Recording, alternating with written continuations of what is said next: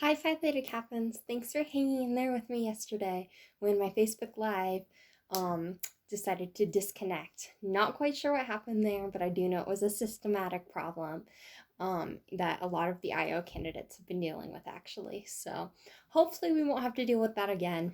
But just in case, I've come up with an alternative, which is this fun video where I'll be answering the questions that I didn't get to that you still want to see answered. So there's quite a few questions that I didn't get to yesterday on my Facebook Live that I'm super excited to answer now.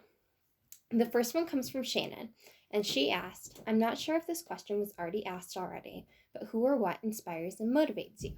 This is the question that we left off on yesterday. So, who or what inspires and motivates me is a combination of three different things. The first thing is neurodiverse children and children with epilepsy. Whenever I get to work with a child with epilepsy or a neurodiverse child, I definitely see my past self in them.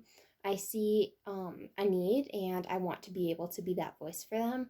I want to be able to inspire them to help them realize they can be whatever they want to be. They can go wherever they want to go, and they can achieve great things. My heart definitely, that is where my heart is, and that is what inspires me kind of to keep going every day, even when it gets really hard. The second thing would definitely be my family, and especially my mom. Um, they are so inspiring, and she has been with me every step of the way for my epilepsy journey. She works so hard, and just having her in my life has really been a light. Um, and the third thing is definitely my chapter. They are super, super inspiring. Everyone in Phi Theta Kappa is my chapter and the current IOs. I should have said that to begin with. My chapter and the current IOs are so inspiring because the current IOs were actually the catalyst for me being this role model, and to run for international office in the first place, and to write my book. So they inspire me each and every day because I can already see the impact that they're making on the world.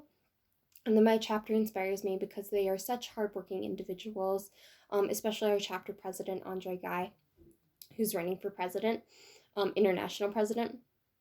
They are super inspiring. We've reached 5 stars this year. We were at 0 stars actually last year, and then in 2019, Andre and I were able to bring our chapter up to 5 stars. And so it's super inspiring to know that we can do that, and that just seeing the drive of everybody in my chapter has just been really amazing, and has made me want to push harder and keep going. Okay, so the next question comes from Mira. How have you encouraged the development of your team members in the past? So that actually goes right into what I was just talking about, how Andrea and I brought our chapter up from 0 stars to 5 stars. So that obviously is not an easy thing to do, because to go from no stars at all the way up to 5 stars in just, it wasn't even a full year. We did it from June to December. So that's about 7 months, if I remember correctly. So we really had to encourage all of our teammates, our chapter officers, to really keep going and to push, because there's no way we could have done it alone. One way that I've really encouraged them is to complete 5 star competitive edge. I was the first member of my chapter to complete 5 star competitive edge, and I absolutely loved it. It was a wonderful developmental program. It helped me a lot, especially when it came to writing our honors in action research paper.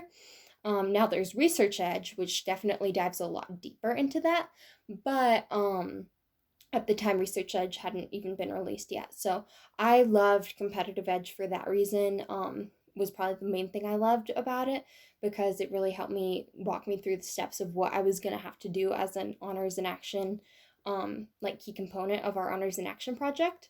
And so I've encouraged all of our chapter officers to complete 5 star competitive edge, and they're in various states of doing it right now. And so I'm super proud of them. Another way that I've encouraged my team members in the past, through different leadership groups and stuff, not necessarily PTK, is by helping them focus on the end result. So when you're working on a project, especially if it's a long-term project, it can be really easy to lose sight of the long-term result. And so something that I've always tried to do is bring us back, hey guys, I know that it's really hard to see what we're working towards right now, but if we do this tiny component, it's going to lead to this, it's going to lead to this, which will eventually get us to this big thing that we're all working for. And just reminding them of that, giving them a break, giving them a chance to look at the big picture has been really, really encouraging, and has really boosted like morale. It's really boosted like just energy boosting, I guess. And it works for me too, personally. Like, I love to do that because sometimes when I'm working on a big project, it can be hard to see the end result. Okay, so the next question comes from Veronique. What is the difference between living and existing? That's a really deep question, Veronique. Like, I just want you to know that. Like, I read that question when I was preparing for this video, and I was like, wow, you got deep on me. Okay, so for me, the difference between living and existing is when you're not doing anything with a purpose. So a good example of that would be if you're just going through the motions every day. You don't care what happens. You don't really care about anything at all. And a good example of that, sadly, is like people with depression, for example. They are just feeling like they're existing. They don't feel like they're living. They don't feel like they have a purpose in life. They don't feel like they matter. They don't feel like they have anything to offer. And so a way to pull them out of that is to help them realize through like counseling and therapy and medication and such that they need to start living and that they do have a purpose. They do matter. And so for me, living is finding our purpose in this world. We're all here for a reason, and we're all going to do something big in this world, especially when it comes to all of us in Phi Theta Kappa. We are all going to change the world. I very, very firmly believe that. And so I think that living is finding that thing that you're going to do, or multiple things, and really making a difference towards it. Even if what you're going to do isn't, you're not able to like do it right now, working towards it, being in school, doing something like that. Okay, so the next question comes from Mira. As a leader, how would you persuade other members to do what you want? Okay, so I've thought about this question a lot. I feel like it's a really interesting question because, as I've said, my leadership style is not you go do this, you go do this. It's we're gonna go do this. I'm right there with you, getting your hands dirty. Now, I'm gonna assume, Miriam, that you're talking about delegation. Like, if I need to delegate certain tasks and I need to tell people, hey, we're splitting up this project and I really need you to go research this part, or I really need you to get the food for this event, or whatever. Typically, like in just full honesty, I haven't had a ton of pushback in that area. Sometimes I feel like people do drag their feet, and that's where it's a challenge. What I typically do is I ask them if they need help. And by asking them if they need help, if they need me to help them do it, if they need me to assist, if they need help getting started, it's usually a good reminder to them, like, oh yeah, I need to get that done. But it's like a nice reminder. It's not a text saying like, why haven't you gotten this done? You said you were going to do it by this deadline. Instead, I try and say, hey, do you need help? Are you getting stuck on anything? Can I provide assistance with the research? Do you want me to run to Walmart and get the food? Stuff like that usually prompts them. And like sometimes they genuinely are stuck, in which case it's great. I'm always more than happy to help. So I guess that kind of answers the question. I usually, instead of like persuading them, I usually ask them, and if they're dragging their feet, then I ask them if they need help, which is usually a good like little nudge to get them to do what they said they were going to do. All right, so the next question comes from Veronique. What lifts your spirits when life gets you down? I love this question. Okay, so I had a similar question about self-care at my last Facebook Live. So what lifts my spirits is working with kids. Kids are really my everything. They are our future. They are everything that I want to work with. I want to have my whole life surrounded by kids, honestly. And so when life gets me down, I try and remember what I'm doing this for. And the answer is for my past self, for the kids, for kids that don't have anyone to look up to, who don't have anyone advocating for them. So it really lifts my spirits to be able to go volunteer at Children's Hospital, to go volunteer with the Epilepsy Foundation of Colorado, to go volunteer at all, anywhere that there is kids, anytime I can hold a little baby, it just really lifts my spirits and helps me realize, helps me put things in perspective, I guess. Okay, next question comes from Mira.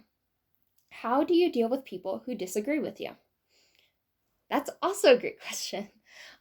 So I've dealt with that, not a lot, but like in PTK, in our chapter especially, like there have been people that have disagreed with me, and it's fine.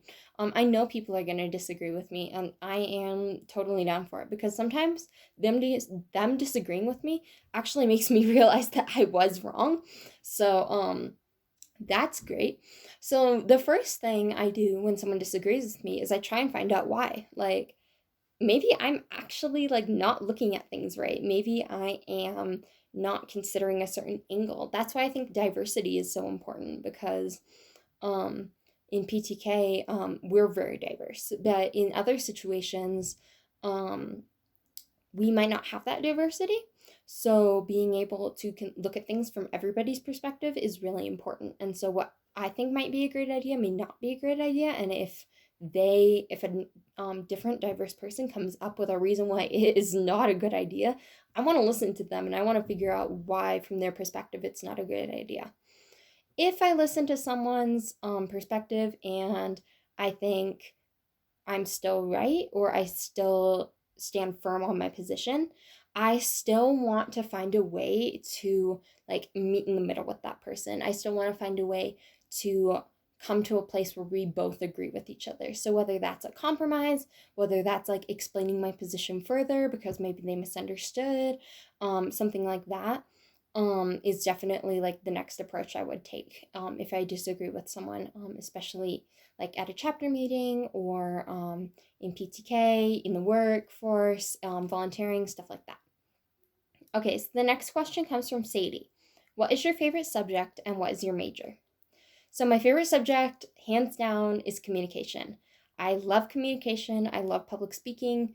I love finding out new ways to communicate with people, to get my message across and out there. So I love, love, love communication. And my major is actually interdisciplinary studies. So what that means is that I'm actually combining about 4 different majors into one. And those 4 majors are communication, psychology, health sciences, and early childhood development. And what I want to do with that is I either want to continue being an advocate for as long as I can, whether that's through public speaking, whether that is through writing. I'm not quite sure what that looks like yet. Or I want to be a certified child life specialist, which is very similar to a therapist. They work in children's hospitals, working with kids that are there. So I'm really excited about my degree path because I've totally built it from scratch. I'm very fortunate to have been able to do so. And I am super, super excited for where the future is going to take me with that. Okay, so the next question comes from Kevin. What is your favorite PTK memory? That is probably the hardest question on here because I have so many favorite memories. I would say my favorite like travel memory would be a tie between Catalyst 2019 and Honors Institute 2019. They were both so amazing. Like Catalyst 2019, I already talked quite a bit about during my Facebook Live, so please feel free to check that out, like because I had such an amazing experience there. And then Honors Institute was amazing in like a totally different way because I didn't know anything about Honors in Action before I went to Honors Institute. So it was like a crash course in Honors in Action. And then I met so many amazing people who I still keep in touch with, who are so sweet. So that would definitely be a tie. And then my favorite like at home PTK memory, like smaller memory, is when my chapter actually surprised me at our last induction, and they swapped out the usual clear lights we use for purple lights, and then they also put a purple ribbon on our induction cakes. And they did this because it was Epilepsy Awareness Month, and they wanted to surprise me like by showing me that PTK is honoring Epilepsy Awareness Month during our induction. So it had like absolutely nothing to do with our Honors in Action project. It was just to show me that like Phi Theta Kappa and Alpha Gamma Alpha chapter was honoring it. And it was just such a surprise, and I almost started tearing up, and it was so amazing to see how inclusive they were and how just honoring they were of something that they knew was important to me. All right, my last question comes from Sadie, and she said, what do you think your strengths and weaknesses are? And I'm glad this question came up because this also addresses Yahir's question about what is my greatest weakness that was asked yesterday that I also didn't get to. So my strengths are communication, perseverance, and I think like positivity. Like I'm generally a pretty positive person, even when really bad things happen. Perseverance, as I said yesterday, I will persevere through any situation. I will get things done no matter what path I have to take to do it. And I absolutely adore communication and public speaking. My weakness is probably saying no. I am not good at saying I just want to do it all. I sometimes think that my brain thinks I'm like Supergirl and I can just like do everything. So it's really, really hard. And before Catalyst got moved online and our regional conference got canceled and everything, I had actually made a commitment to myself. I was going to say no to any extras in March because like I had to get ahead on my schoolwork to do Catalyst. I had to do all this stuff, and I was doing really well at it, and I was so proud of myself. So I am getting better. But saying no is definitely a challenge for me. So that's probably my biggest weakness. Okay, everyone, that concludes all of the questions that I did not get answered in my Facebook Live yesterday. If you have any more questions, please feel free to drop them in the comments below, and I will either answer them via text message, via private messenger, on my Facebook page, or in another video. I've so enjoyed getting to know all of you, and I can't wait to hear more of your questions and tell you more about who I am and why I'm running for international office and share more of my PTK journey with you. Thank you so much, everyone.